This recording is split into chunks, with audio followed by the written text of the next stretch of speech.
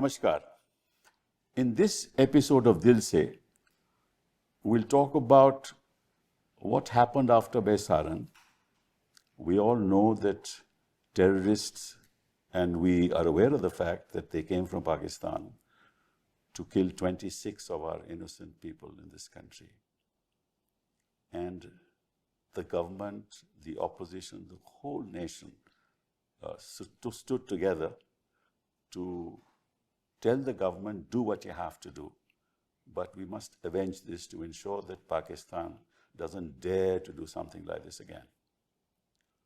Well, we did what we did, and we won't get into that because that's not the subject matter of what we're going to discuss today.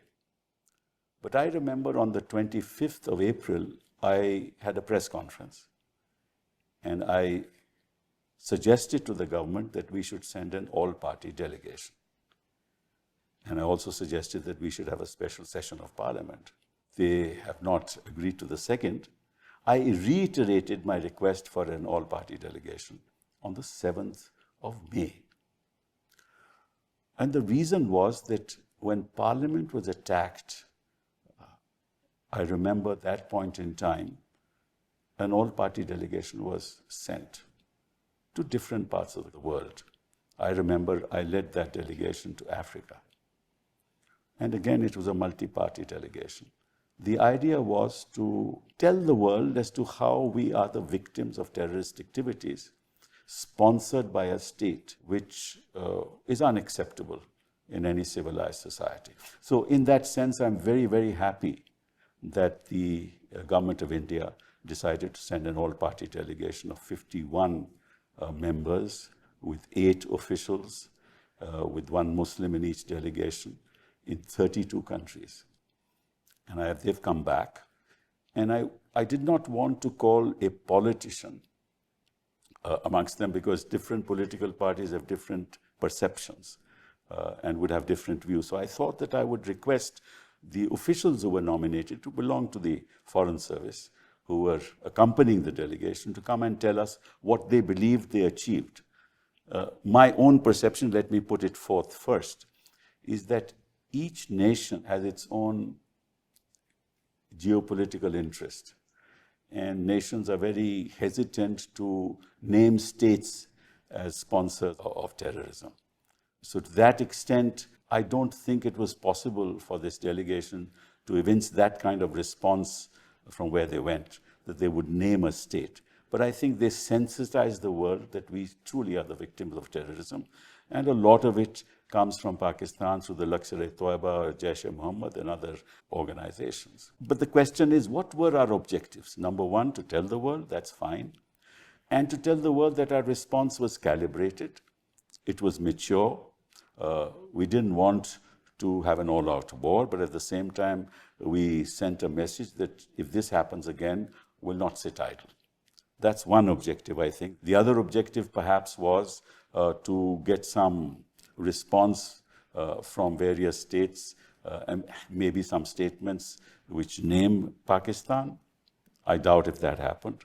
And third was the resistance front to be named by the UN Security Council as a terrorist organization. That's hopefully in the pipeline, but that hasn't happened at all. So we have 2 extraordinary guests with us who are members of the Foreign Service. And thank you very much, Sujan, for being here with me today. Sujan Chenoy is a member of the Foreign Service since 1981. Was, yes. And you served 37 years. And you are presently, since 2019, director of the IDSA, that the Mohan Parikar Institute of Defense and Studies and Analysis. Yes, and the Director General. Director General of that organization, yeah. And you're, of course, a linguist. You know so many languages from, what can I say? Arabic, French, Russian, Spanish, Mandarin. It's amazing. And your paternal grandfather was the Diwan of Rajkot in the 1930s and 40s. You've been ambassador to Japan from 15 to 2018. Previous to that, to Mexico, High Commissioner to Mexico. And then, of course, you were involved as Consul General in Shanghai and in Sydney. So where you visited me. Oh, yeah, I visited you, yes. So you had enormous experience in the area. So we'd like to know your views. You, of course, went with the UAE, right? Delegation? And West Africa. And West Africa. That is Congo, UAE, Sierra Leone. And DR Congo. Yes, and Liberia. DR Congo, Sierra Leone, and Liberia. Liberia. Apart from the UAE. Apart from the UAE. Thank you very much for being here. Manjeev, old friend of mine, 1982 batch. We worked together in some areas. Of course, Manjeev is an environmentalist. He believes in sustainable development, concerned about climate change, and our ambassador to Nepal, before that, ambassador to the EU, Luxembourg, and Belgium, deputy permanent representative of India in New York. Enormous experience. So thank you very much for being here. But let me ask you this fundamental question. What were the objectives you wanted to achieve, and have you achieved them? So let me begin by firstly thanking you for inviting me to this very important and popular show. I would like to state at the very outset that the objectives of the outreach program were fully achieved. They were threefold, essentially. Right. Firstly, to brief our interlocutors in all these carefully selected countries about Operation Sindoor. Right. Secondly, about India's policy of zero tolerance for terrorism.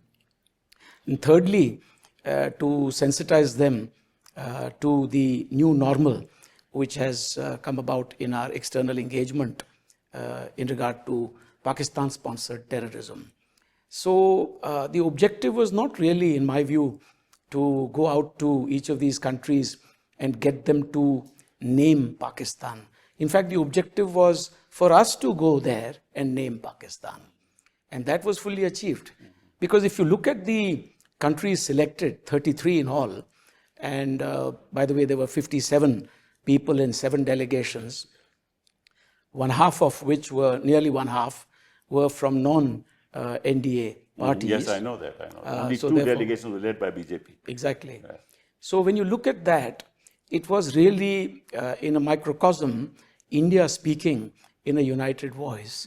And the countries in which we interacted with people were countries that have a very important role to play in the international arena. Right. I mean, let me give you my, sort of journey. For example, the UAE is a very important partner for India.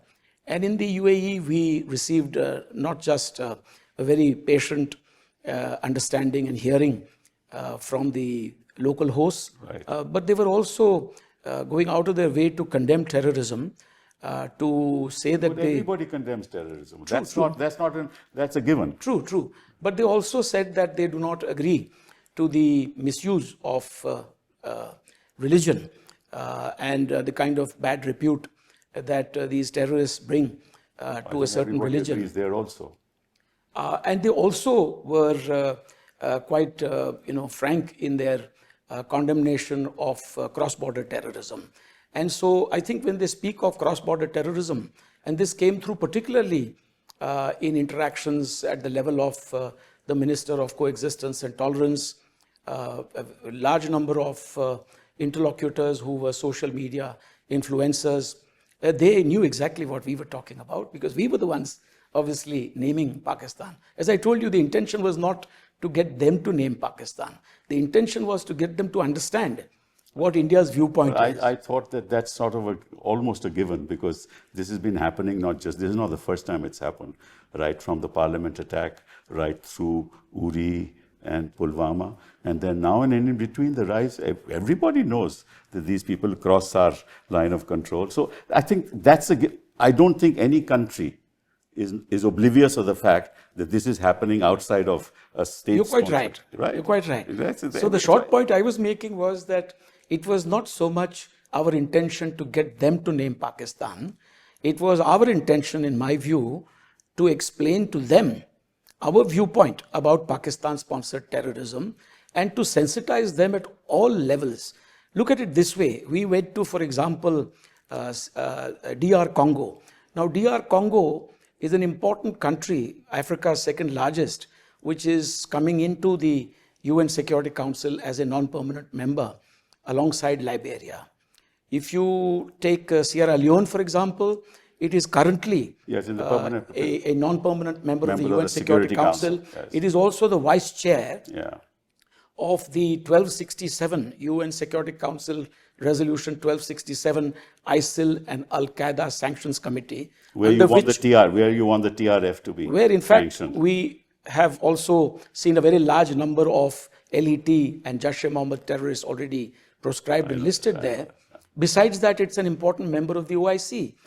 Furthermore, it is also chairing a group of 10 countries, C10, African countries that are looking currently at reforms of the United Nations, which has implications obviously for India's long-term aspirations. So let me ask you, what's the new normal you talked about? So the new normal, in fact, is that, every act of terror where we have reason to believe that it's an act of war. Pakistan-sponsored, an obviously, act of war. is to be considered in a different context today. If 5 Sakil will be an act of war and No, we'll that attack. is a sovereign decision that a state makes. So it can't It be is an- not made by what we call armchair analysts, Correct. So nor for the that new matter. normal, just to have to get an idea as to what yes, the new normal will depend on the extent Let me put it this way. of the terrorist. No, let me put it act. this way. Yes. The new normal, the way I understand it, the way I would have put it across in all my meetings, is that the terrorists in Pakistan and their sponsors and sympathizers, particularly their sponsors, are legitimate targets. In other words, when India takes, some kind of measured action against these terrorist networks operating out of Pakistan, the distinction no longer exists between terrorists and their sponsors. So that obviously puts people on notice. And as to what exactly is the trigger point, which is something that's intriguing you, that how do you decide at what point you kind of retaliate, that is a carefully crafted decision that all sovereign governments make in consultation with the armed forces Every and agencies. terrorist act will not be an act of war. But anyway, let's move ahead. Manjeev, tell me, was this the only objective, namely that to tell the world that this is sponsored by a state and that terrorism is something that we believe we have zero tolerance toward? Is that the only objective? Sir, thank you very much for inviting me. I'm delighted to be once again in a small room with you. If I can tell your viewers that it was about, what is it, sir, about 20 years back in the basement of a hotel in Bali. Correct. Facing off against the world's most powerful You can country. imagine what we did there. And what we went through. This is in climate change negotiations, by the way. Mr. Sibal led our delegation at one of the seminal COPs, which then resulted in so many things happening. So thank you, sir, for inviting me. Let's talk about these delegations. Yeah. I was in a delegation that was led by Kani Moriji, a leader of the DMK. That's right. An obvious leader of the opposition and someone whose stature any country which is following India would know. Absolutely. Sir, the delegation had 5 members of parliament, 1 member from the ruling party and 4 from the opposition, including 1 person who's possibly one of the longest serving parliamentarians from the RJD. Also, I think one of your... You went to Russia, Spain, Greece and Slovenia. Sir, we went to... and Latvia. And Latvia. Sir, now let me just make one point to you as a much more pointed reference of why these choices. Sir, the UN Security Council matters in terms of the international opinion and more than the international opinion in terms of action points in the world. Let's also not forget the fact that we do have, for a variety of reasons, a number of issues in terms of what has happened or not happened at the Security Council vis-a-vis both Pakistan, this Kashmir issue and terrorism. Sure. And we have been in the forefront of the listing of many people who have actually been found in Pakistan. That's and everybody knows it. That's true. And so these countries were fairly carefully chosen. Each of these countries, Russia, but obviously permanent member, and it is my considered belief, sir, that the UN Security Council resolution after the Pahalgam attack certainly had a very favorable push and thrust by the Russians. So remember, you have one country which would find it very easy to say, no, let's not do it. It happens all the time. Any answer could be given. And to overcome that, it's not just your friends. You're absolutely right. The others. So there's a very important element there. And then we look at all the other countries. Right. Spain, sir, is a very important member of the European Union. It is, after all, now the fourth largest economy in the European Union. And European countries, whether we like it or not, do coalesce around a European position. Let's leave the UK out. The others coalesce in smaller countries more so because it helps them have a reason for their answer. Each of these countries is either currently serving on the Security Council or will be serving during the same time that Pakistan is serving. Right. So Pakistan is serving the term 26. 25-26. That's correct. So they're currently on the council, and let me remind you, they'll be the president of the council for the rotating 1 month next month. That's correct. I don't want to say it, but maybe the events have overtaken whatever ideas they have, because the world is faced with far more pressing problems. Absolutely. And so whatever they may wish to do to sort of make us feel embarrassed may not be possible now. But they have 18 months. Right. Sir, and so sensitizing these countries, putting across your very narrative was important, very important. But I'll say something else, sir. And I want to thank you for what you said. The idea of leaders from the opposition parties to go forward.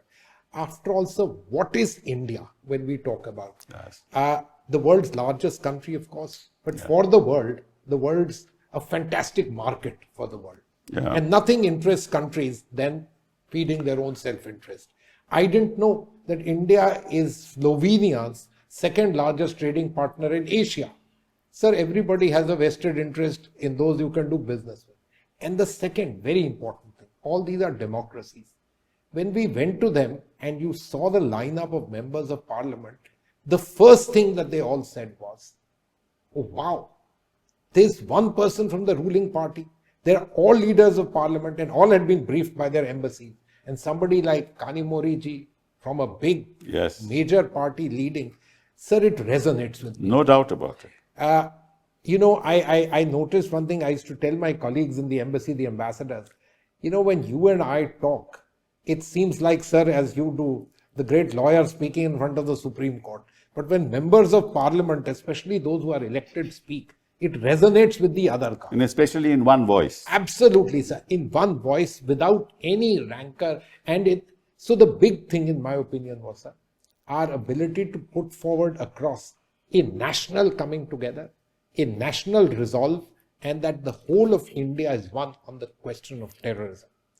Who's doing it? We were very clear. And I want to tell you, sir, no one asked us this question.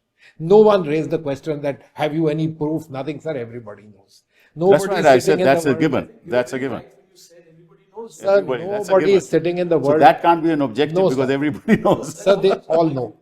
But it's important for you to reiterate it and stress it, because what this does is that it sensitizes them that when those chaps will come back to you with some kind of counter narrative, at the least you can ask them some pointed questions on all of that. So very useful in that sense. What Manji has just said, it's not just that these 7 groups were made up of all parties, some led by MPs from opposition parties. Mine, for instance, was from the Shiv Sena. That's correct. But there were others. In fact, the Indian Union Muslim League was represented by Shri E.T. Mohammad Bashir. Correct. We had the BJD.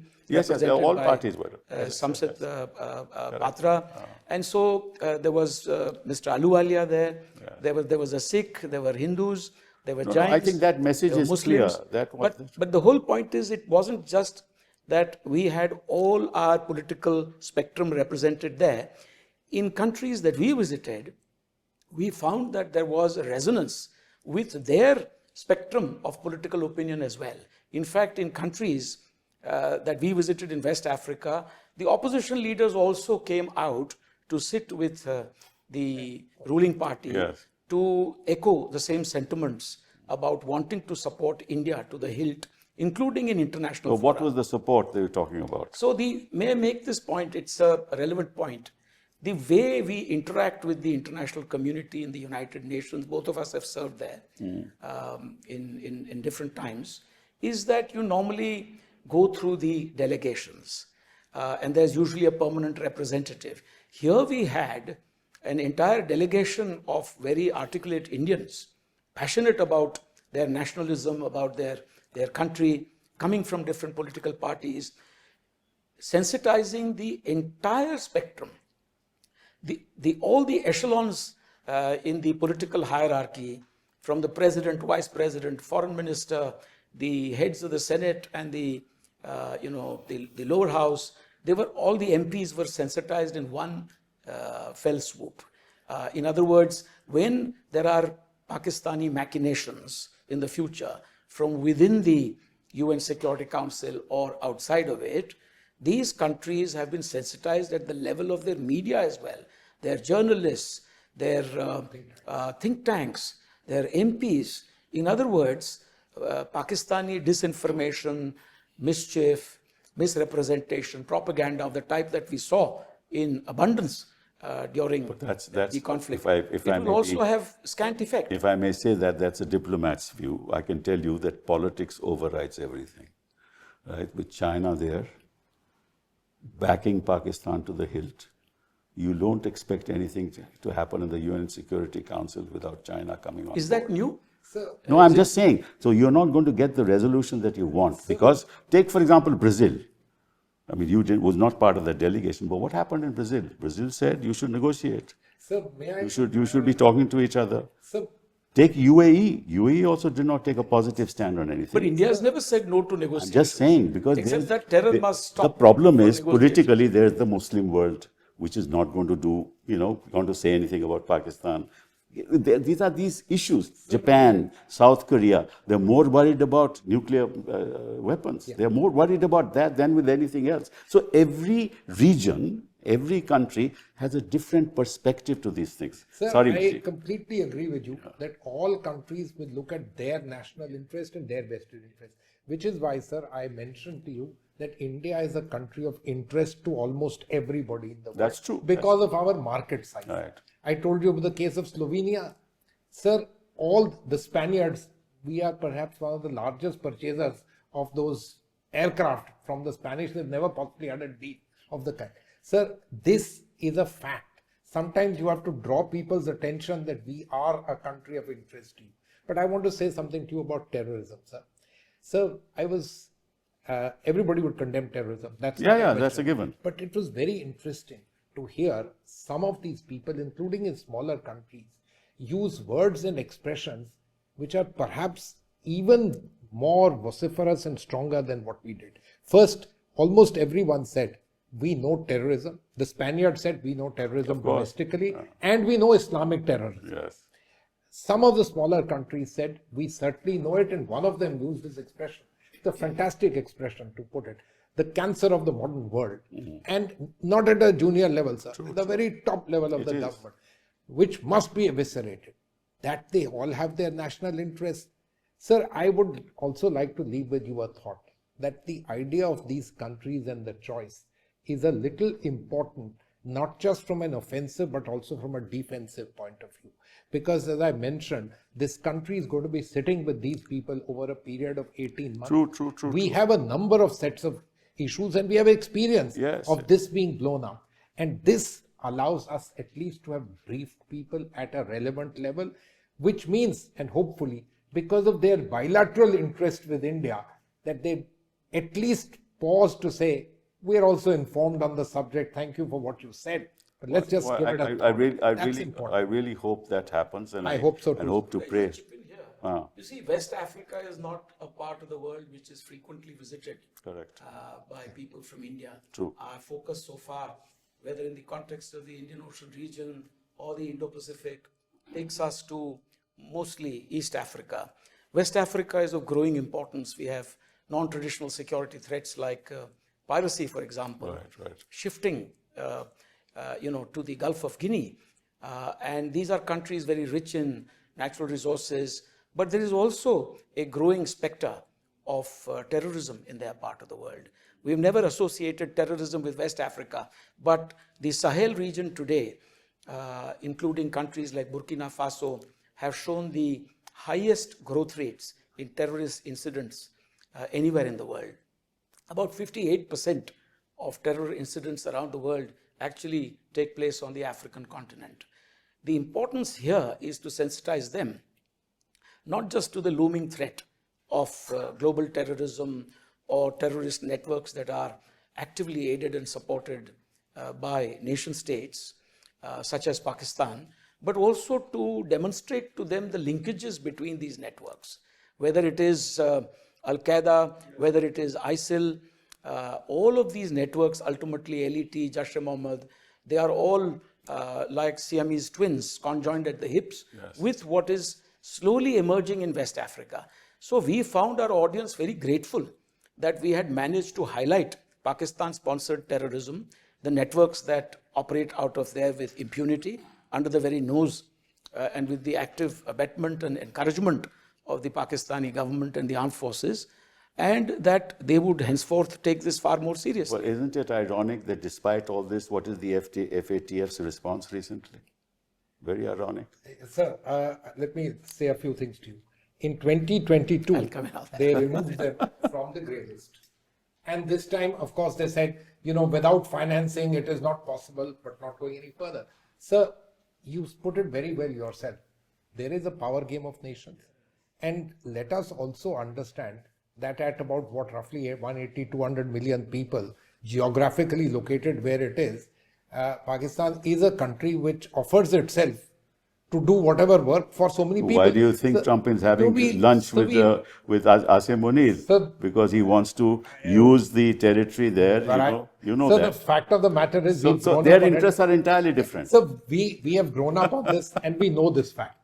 And yet we have to do what we have to do for ourselves, because as I mentioned to you, sir, offensive are one set of things. We worked on listing of people which have been found in Pakistan. But at the place where we are today, the fourth largest economy, certainly to be the third largest economy, and peace and security, no sir, they are important. I have a lot to say about that, but let's leave that. That's not the subject matter. No, sir. I want to make a point to you on this. Sir, in this context, this business of the defensive play vis-a-vis the Security Council is a particularly important element, which is why this is going across. I want to make one more point to you, sir. Perhaps not something that was a sought out objective, but at least the delegation that I went to, and in the Prime Minister's gathering, what I heard from all the other MPs telling the Prime Minister was a much greater interest in the world on stepped up Indian parliamentary interactions with others. So that, I think, I am grateful to you for saying that you suggested this, because this is one of our greatest assets, this democracy, parliamentary democracy.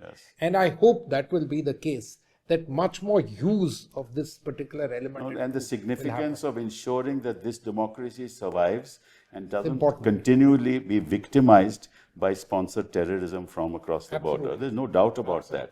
But my problem is, if you look at all the major powers of the world, the world is run by those major powers. US ambivalent, right? EU ambivalent, France ambivalent, negotiate, Spain ambivalent, Germany on your side. I'm not sure what you mean by ambivalent. I mean, they say you have a dialogue. They say have a dialogue. See, most of these people are neutral. But Saudi Arabia, neutral. Nothing wrong with Nothing wrong with that. But the problem is that having a dialogue means what? That if they have a problem, resolve it through dialogue. We can have a dialogue about stoppage of terror. We don't have a dialogue. The problem is, Sujan, we are not having a dialogue. And they are saying, please talk to Pakistan. This is a problem. It's a real problem. But could I just mention something about the FATF, because that was brought up. The Financial Action Task Force is an ongoing process. I know that. There isn't a date or a deadline there. By a certain date, we must ensure that Pakistan is back. I know, but so they've been in and out. They'll be in the grey list. No, but they've been in and out 5 times. And there is ample opportunity to get them back there in there. There's interest in the United States to use Pakistan. You must understand. Yeah, you know that. So we are very familiar, which is why, let me again So the big powers I'm saying are talking about dialogue. Sir, so let me answer that very question to you, sir. Sir, it's not contradictory. No, sir, it's fairly intuitive and a very nice thing, isn't it, to say that you have a dialogue. And what are we saying? No dialogue as long as you continue to foment terrorism and support it. So eschew terrorism. Sir, I want to make this point.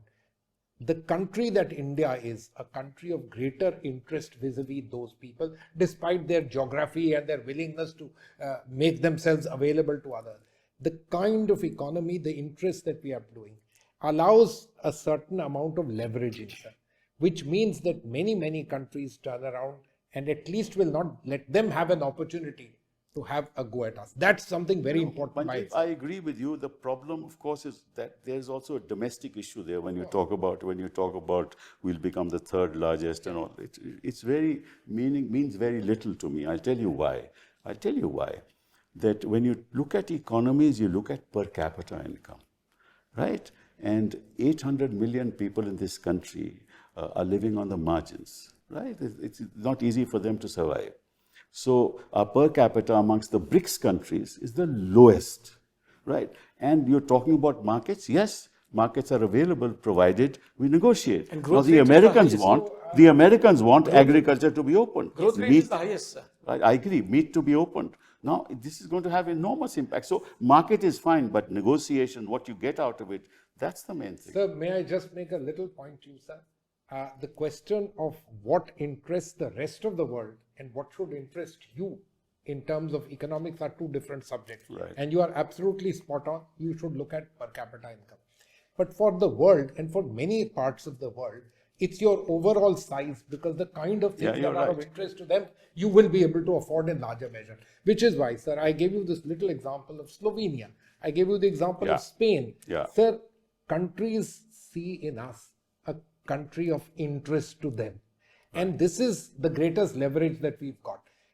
The importance of mounting this exercise was to be able to turn around and tell them that other than market and size, this democracy and speaking in one voice. You're right. So this was the positive. They have a stake in the survival. Absolutely. And in India sort of becoming a power. Absolutely, sir. Because no doubt. It's good for them. With China, they have problems now. Europe has problems. It's good for them. America has problems. This is the only market that's left. So I think we have an opportunity. I hope we realize. So that's a separate subject. Separate subject. And we have an opportunity. In fact, in my understanding, in today's world, if you look at a globe, sir, somehow we are just across the globe from the country that is most important. And perhaps that's why 200 years back we were not rushing there. And Vilayat for us ended in a place called London. Yes. But isn't that a great opportunity? That the rest of the world is kind of busy and you have a geography which is a little piece. No, we are on the rise and they are on the decline. There's no doubt about that. And we should use this opportunity. We should. See, my own thinking was that as far as your objective, which was number one objective, justify Operation Sindoor, I think you were able to do it. There's no issue on that, right? No doubt.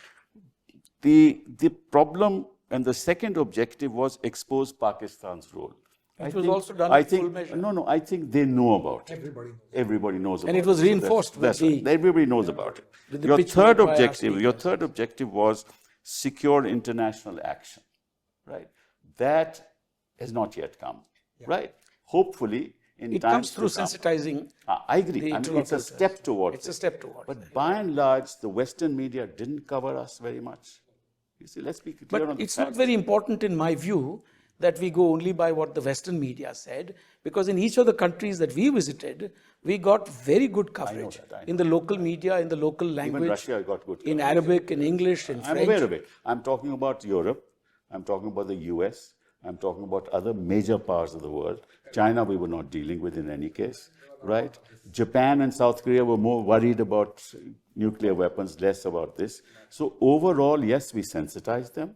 Overall, I think we we told them we stand together, all political parties, that we are a live democracy and that we have a market and ultimately you'll have to negotiate with us. And if you're going to negotiate with us, you must understand our sensitivities. I think to that extent, we have succeeded. I think it has come through as a feather in the cap for every political party whose representatives were there in these groups, because they spoke in one voice, they spoke for the nation, they were not specious in their arguments, they were passionate, they spoke with conviction, they had facts, and it was astonishing to see how all political parties could come together on national security issues. I think when political parties send their representatives, that was a given. Yeah. That they will speak in one voice. I mean, my experience- we will never.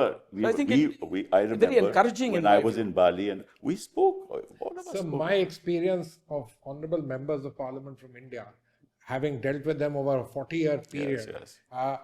has been that they are the best voices for India taken together because of what The they representatives of the Correct, people. correct. and I don't think, but what an impression it makes. Sir, I'll give you one example. In Russia, the number 2 of the Russian Federation, that is the upper house there, is somebody, as is normal in that country, with tremendous amount of diplomatic experience. The first thing that he did was, when we sat down, he shook hands with everyone and said, my God, all the political parties, an opposition leader, and there's one person from the ruling party. In 10 years, I haven't seen something like this. True. What is it that you want to say? As a country, you want to say it. Sir, everybody noticed this fact.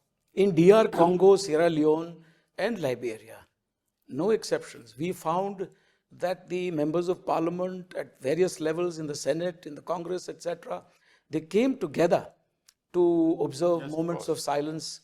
And that was really astonishing in Sierra Leone, in the parliament during an ongoing session. No, I think I think we've discussed this, Very and I think successful, there are very successful. objectives which we have achieved and objectives which hopefully we there will could be achieve more in of times these to in the come. future. But let me go back to the fundamental issue. You say you will not negotiate with Pakistan, not talk to Pakistan till they stop sponsoring terrorism and till we get back POK. Now, that's not going to happen because the moment I'm not aware of somebody having said we the cannot defense talk to minister, Pakistan. that defense minister made said those. No, I mean, the objective is different. Pakistan occupied Kashmir is an integral part No, of I know India. that. Well, let's not repeat that. We know all that. I'm only saying the defense So the minister. basic said- position is terror and talks Correct. cannot go together. Correct. So you're We not going must to talk. Let's desist move on. from Let's move on. terrorism. So we are not going to talk. Yes. So where does it take us? I just want your reaction. No, from my point of view, It's fine. as DG of India's leading defense and security think tank, fine. if we do talk, it will be about cessation of terrorism and about return of territories illegally occupied by Pakistan. They will say that we will not talk till you talk about Kashmir. So we are back at square one. we can I'm talk Kashmir I'm as well. Look, we have We not can been talk about talking to them. Kashmir for- One second, Sujan. We have not been talking to them. Terrorism has not stopped. It has continued. Besaran happened. So not talking to them has not served any purpose. Correct? Talking to them is also not I'm not saying that at all. I'm just saying not talking to them has not served any purpose. There will be more terrorist attacks. What are we going to do? I want your reaction. Sir, I mean, it's a very tough situation. No, sir, you're absolutely spot on. What you said, there'll be more terrorist attacks. I think we made it very clear that it shall be, if I use that expression, gola for goli, muh tod jawab, if I may say, i.e. the response will be heavy and heavy-handed.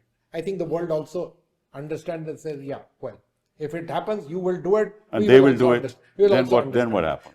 No. So, sir, this is the answer. And to Chinese are back. You see, the whole game plan Sir, has changed. Sir, right. I'll come on that if you don't let mind. me just answer this. This was just a short answer to Yeah. the last question. Yeah.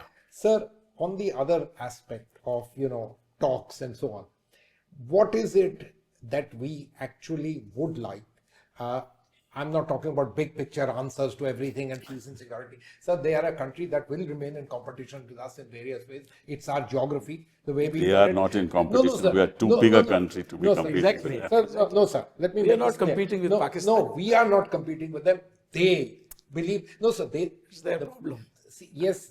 Yeah, you're But right, What happens is They want to hyphenate. in that process, they keep on doing several things that makes us having to expend a certain amount of capital in having to deal with them, including on de-hyphenization. That we are going way far ahead. What a good idea. So did we not want de-hyphenation right from the very beginning? But there are a number of issues to all of this. So I just want to point out to you, sir.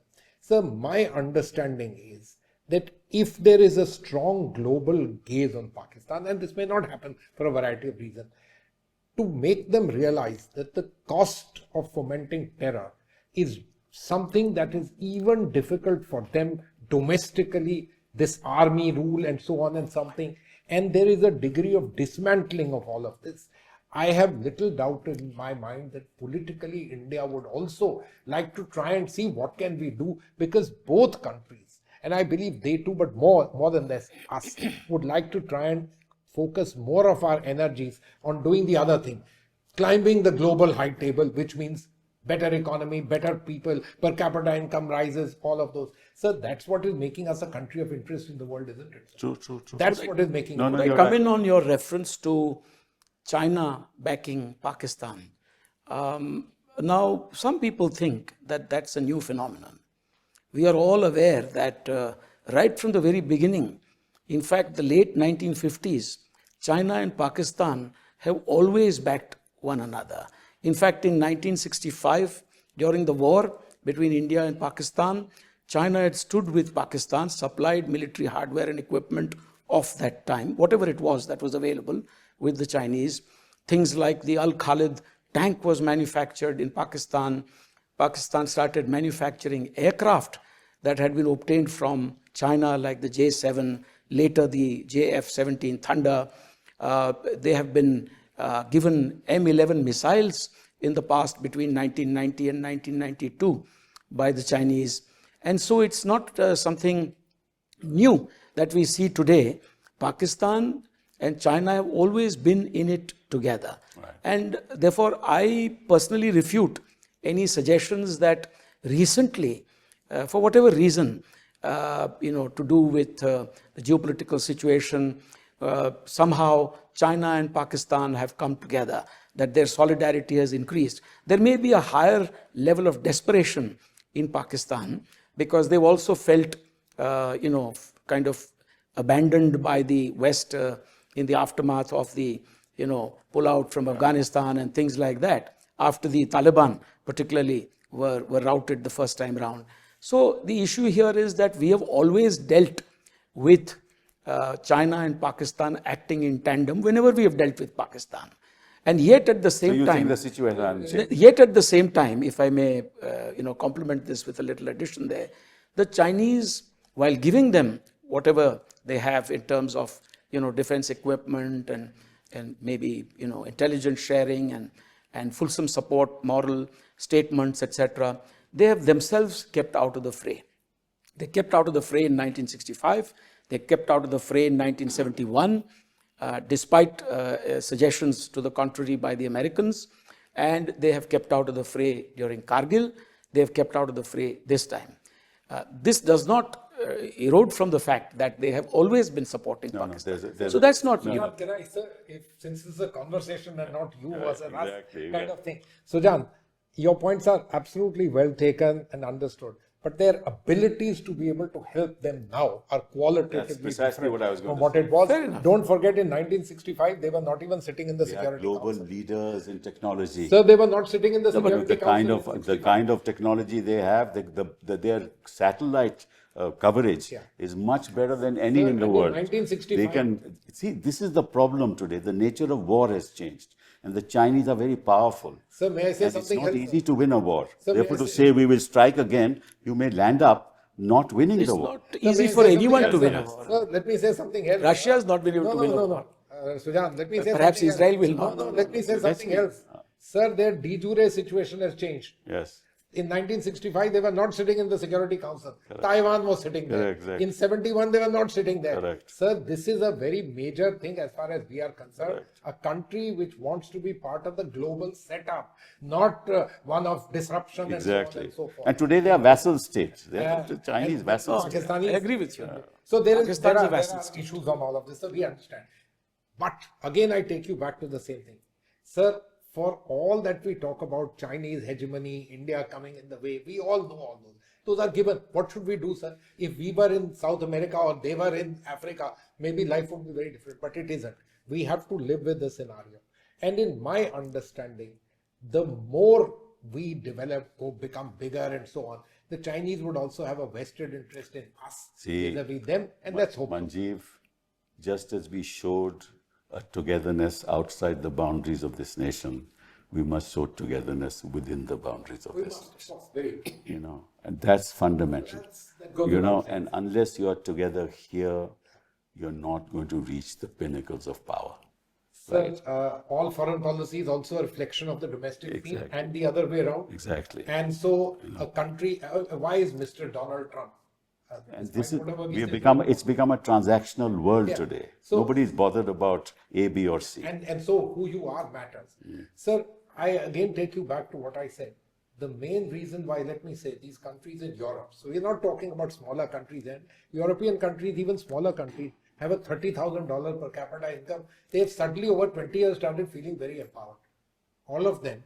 What is the reason that they want to have conversations with you, talk with you, even if in the end they say, we can't come the Because full of mile Donald Trump. Because you are a very useful country. Because of Donald Trump. No, sir, that's the European side. I'm talking about the Europe. I'm talking about absolutely, sir. But you are important as the other entity. No doubt about it. That's Oh, what. by the way, you But we mentioned should take advantage of that. should. That's the problem. At the Without moment, any we are doubt, not. we There is our foreign investment is going out. And FDI is going out of this country. Our net FDI, I know that. you know that. So, you must develop Sir, that. and these FTAs, etc., are extremely important to Yes. do them. I'll be very honest with you. It's been 5 years not in the government, but my fundamental belief is that all of them have a intangible sets of benefits for India. I know that when you total the figures, you might find there's a problem X, Y, or Z, because we are at that cusp where finance and technology can, change us hugely. After which we will see the Chinese or anyone. Well, we hope to stand together outside. Absolutely. We hope We to stand must. together here. Together. And unless all governments, whichever are in power, realize that unless we are together, we can't move forward. Thank you very much for giving a wonderful perspective of what happened outside in your delegations. And I hope that in times to come, India will lead the world and be at the global Thank you, sir. table. Thank you very Thank you. Thank you. Thank you, sir. Thank you very much.